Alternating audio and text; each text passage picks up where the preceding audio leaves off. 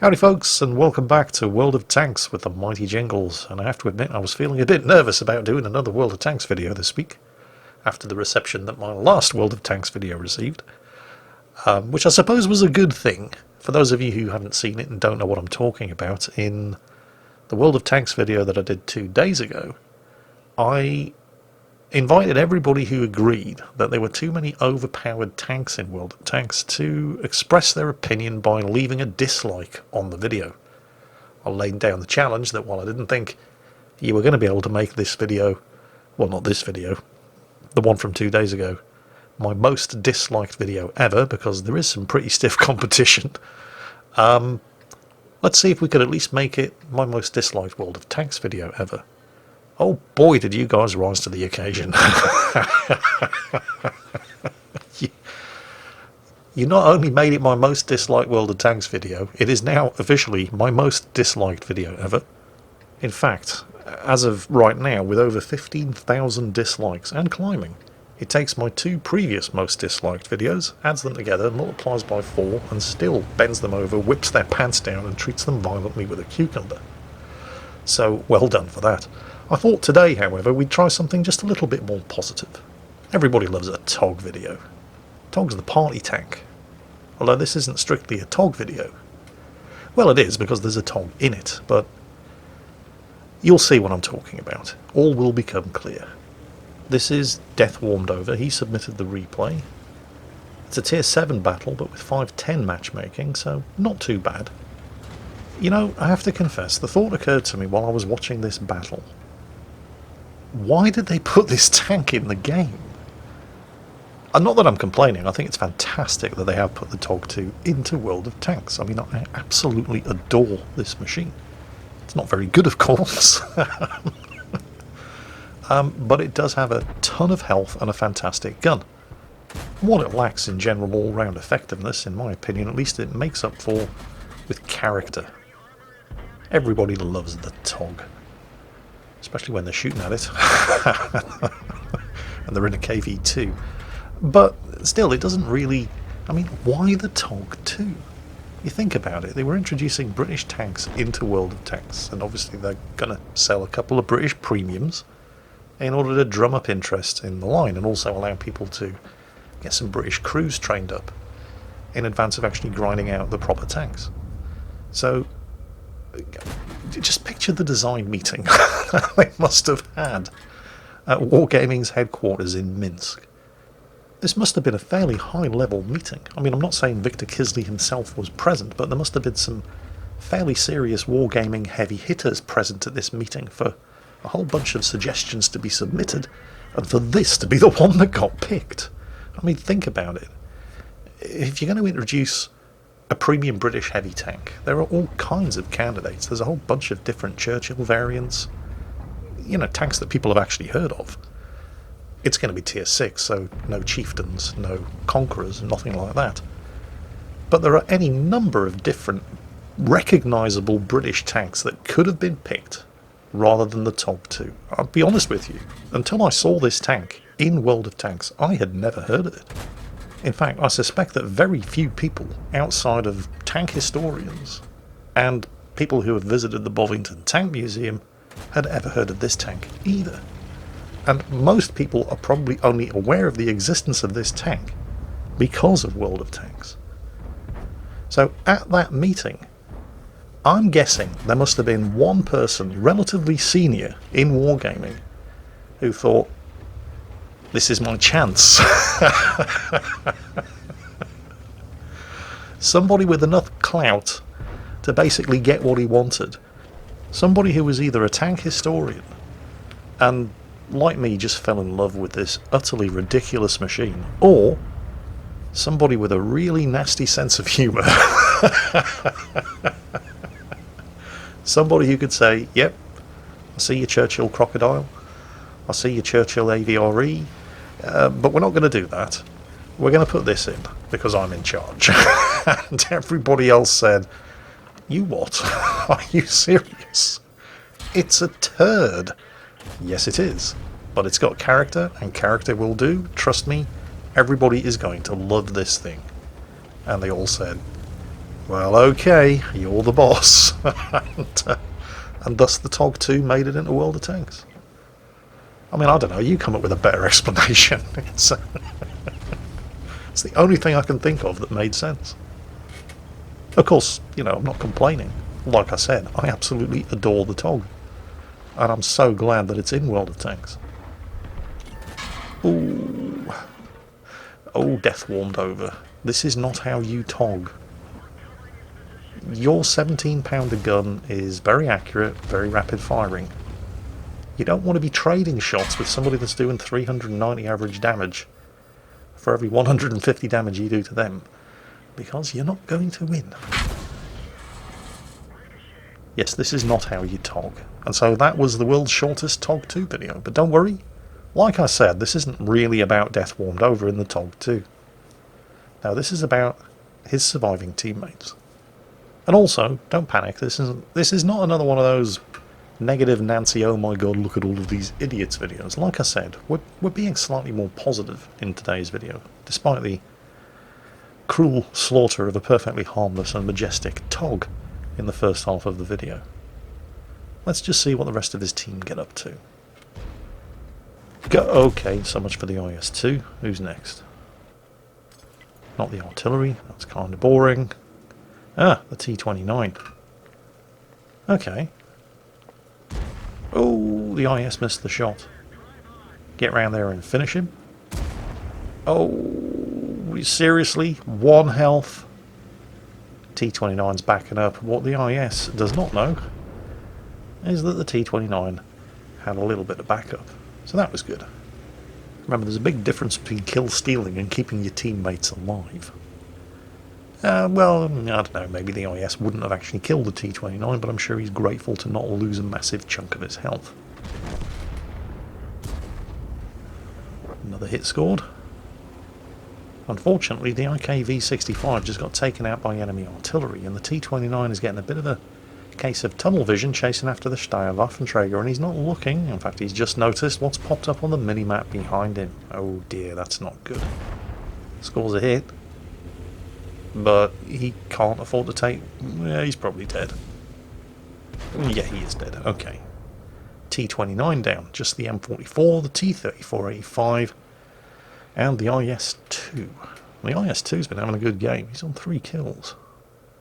Artillery hasn't been doing too badly either. Oh, that is not good, however. Yeah, they know he's there. What's the T-34-85 doing? Stuck behind a rock, and also getting shot at by artillery, which is kind of surprising given the low health that the IS-2 was on. But the IS-2 manages to secure another kill, and now it's 3 on 3. T-34-85M, realising that he's going to be waiting a long time before that IS-2 leaves cover with the amount of health that he's on, moves forward in an effort to try to spot and flush out the enemy artillery. This has got to be quite tense, because they're probably going to see him before he sees them. Nothing spotted. Oh, that is not good. That is not good at all. The M44, wow, check that out. Well, they found and killed one of the enemy artillery, but the other one is over here. The AMX-13F3 is trying to bait the M44 into shooting early. Oh, and he's fallen for it. Yeah, he's got him. Right, 2 on 2. IS-2 following up in the tracks of the T-34-85M and got spotted. That's almost certainly the IKV. Oh, yeah, I'm not sure about this. All they have to do is blind fire through the bush. I mean, you can see he's thinking about it. He's angled up, but...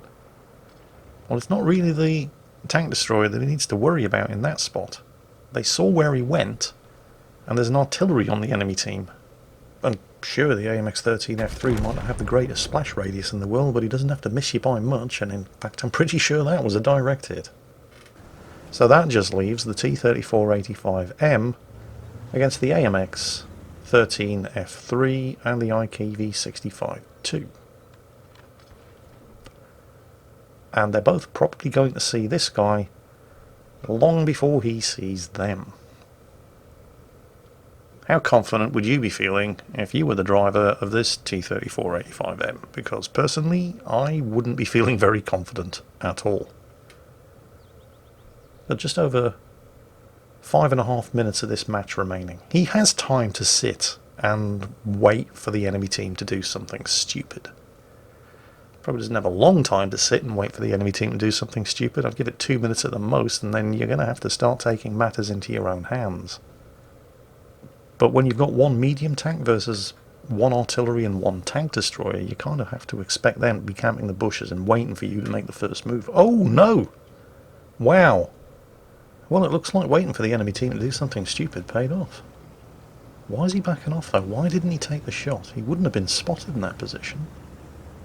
And I know it's a Russian tank, but it has 7 degrees of gun depression, which is better than most Russian tanks. Then again, he wouldn't have one-shotted him. This 85mm gun, and he does 180 average damage? He had more health than that. He's acting as if he did get spotted.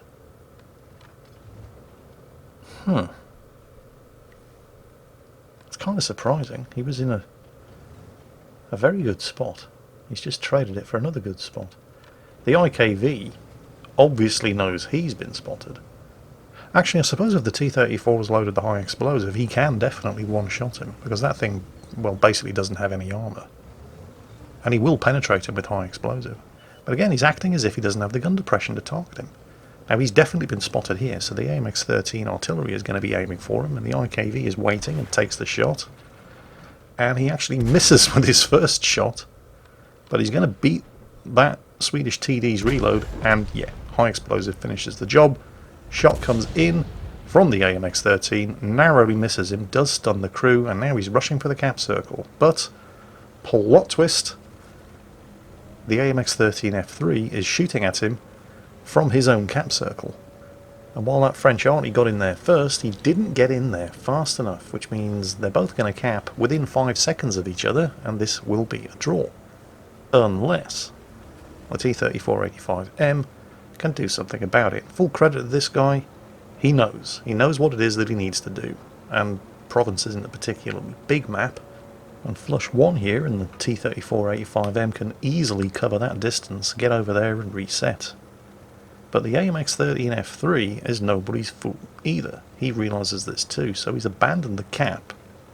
And it doesn't take a great stretch of imagination to figure out what he's doing, and Flush 1 has figured out what he's doing as well. He's pulled back to a nice safe ambush location in a bush somewhere away from the cap circle, and he's just waiting to shotgun him when he arrives to try to win the game.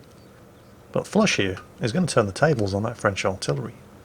And what he's going to try to do here is only going to work if the French artillery is pulled back far enough from Flush's cap circle that it's going to take him more than 5 seconds to get back into the cap. He's basically going to turn the tables on him, and he's rushing back to try to start the cap before him. And it's going to be interesting to see how the AMX-13 F3 is going to react to that. And Flush does make it back, and does restart the capture progress. Now remember, for this not to be a draw, Flush has to gain at least a 5-second capture advantage over that French artillery. And he's easily been able to do that. The problem now is that's French artillery. And he can rain shots down into this cap circle from the other side of the map. Now here's the thing. If you're trying to hide in a cap circle, well, this cap circle to be specific, there are only really... well, that's one of them. There are only really 3, maybe 4 spots where you can hide in this cap circle without being seen. Flush is in one of them. That French artillery just dropped a nuke on another one, and is going to be dropping nukes on each obvious hiding spot in turn as quickly as his gun reloads. The thing is, if you know there's only 1 tank left alive on the enemy team, and you know exactly where he is, in your cap circle at the other end of the map, and he's systematically dropping nukes one by one on an increasingly finite number of obvious hiding spots, since he's at the other end of the map, you could actually be sitting in plain sight in the middle of the cap circle, and you'd probably be safer than if you continued to sit in one of 3, maybe 4 obvious hiding spots while the enemy artillery nukes them systematically, one at a time. Sitting here spotting the valley only makes sense if you're expecting the enemy tank to try to rush you. But you can see that he's in your cap circle, and it should be obvious by now what he's doing. Still, if it's stupid but it works, it did work. He managed to cap out before the enemy artillery nuked him, so that's a win. I'm not judging you, Flush One. You managed to pull a win off, so well done to you. And Death Warmed Over in the TOG 2, thank you for sending that one in. An amusing game, I thought at least, with a very unusual ending. Something that you may not have seen happen too many times before. So thank you for your contribution. Everybody else, I hope you enjoyed it. And as always, take care. And I'll catch you next time.